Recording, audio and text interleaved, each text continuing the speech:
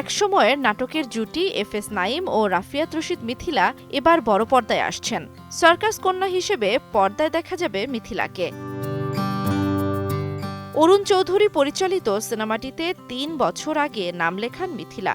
ভালোবাসা দিবস উপলক্ষে ১৪ ফেব্রুয়ারি প্রেক্ষাগৃহে মুক্তি পাবে রোমান্টিক জনরার সিনেমা জলে জলে তারা, যেখানে মিথিলার চরিত্রের নাম তারা।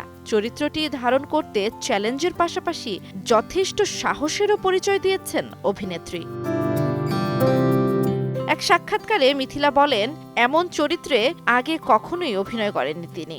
সার্কাসে নাচতে হয়েছে, ছুরি খেলায় অংশ নিতে হয়েছে। চরিত্রটি ফুটিয়ে তোলার জন্য নিয়মিত অনুশীলন করতে হয়েছে মিথিলার। সিনেমায় একটি দৃশ্য আছে যেখানে অভিনেত্রীর দিকে লক্ষ্য করে ছুরি মারা হয়। সেই দৃশ্যটায় বেশ ঝুঁকি নিতে হয়েছে তাকে।